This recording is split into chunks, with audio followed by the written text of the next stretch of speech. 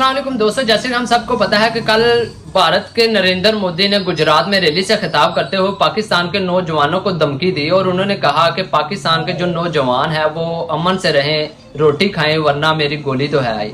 तो इस पर पाकिस्तान के जो पाकिस्तान मुस्लिम लीग नून के सेनेटर अरफान सदीकी हैं, उन्होंने कहा कि अगर नरेंद्र मोदी गोली चलाएंगे तो हम गोला खिलाएंगे। तो दोस्तों ये तो होगी डायलॉग्स की बात। अब हम बात करते हैं कि रियलिटी क्या है, क्या ये वाकई ही एक हारे हुए शख्स की आखिरी चीखें या आखिरी सांसें हैं।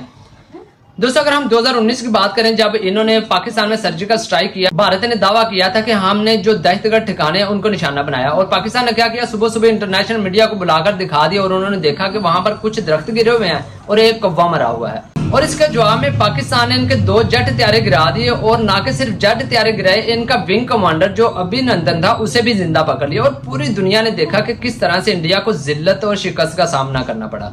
इसी तरह से 2025 की बात करें, जब इनको पता था कि तब हमारे साथ ये हुआ था, अब इन्होंने पाकिस्तानी हदूद इस्तेमाल करने से इन्होंने ग्रेज किया। इन्होंने अपनी इंडियन हदूद ही इस्तेमाल करते हुए इन्होंने ऑपरेशन सिंदूर लॉन्च किया, और उसके बाद जब 9 मकामात को पाकिस्तान के अंदर निशाना बनाया तो इन्होंने कहा कि ये दहशतगर्द ठिकाने हैं। तो पाकिस्तान ने क्या किया, फिर सुबह सुबह इंटरनेशनल मीडिया को बुलाया और दिखाया कि ये देखें, ये कह रहे हैं कि हमने दहशतगर्द ठिकानों को निशाना बनाया, जबकि यहाँ पर तो मासूम बच्चे हैं जो शहीद हुए हैं, जो कि 26 के करीब बच्चे जो शहीद हुए थे, औरतें और बच्चे शहीद हुए थे। और जब इसने देखा कि ये ऑपरेशन सिंदूर अपनी वाम को तो कह रहे हैं कि हम कामयाब हो गए, लेकिन इनको खुद पे इतना वो नहीं था, यानी कि इतना एतमाद या इतना वो नहीं था, रिलैक्स नहीं फील कर रहे थे कि हम उसमें कामयाब हुए हैं, हम उसमें कामयाब हुए हैं। तो इन्होंने क्या किया कि इन्होंने तकरीबन 81 के करीब पाकिस्तान के अंदर इन्होंने ड्रोन हमले किए, जबकि इनको सारों में नाकामी हुई, सारे के सारे पाकिस्तान ने ड्रोन इनके गिरा दिए। और उसके बाद पाकिस्तान ने बुनियानुल मरसूस ऑपरेशन लॉन्च किया, जिसमें इनके 26 मकामात को निशाना बनाया गया। और ये इस बात की निशानदेही है कि इनका कितना नुकसान हुआ कि पहले पाकिस्तान कह रहा था कि हम जंग नहीं चाहते, हम अमन चाहते हैं, हम जंग नहीं करना चाहते, और ये कह रहा था, इंडिया कह रहा था, हम किसी सूरत भी पाकिस्तान को छोड़ने वाले नहीं हैं।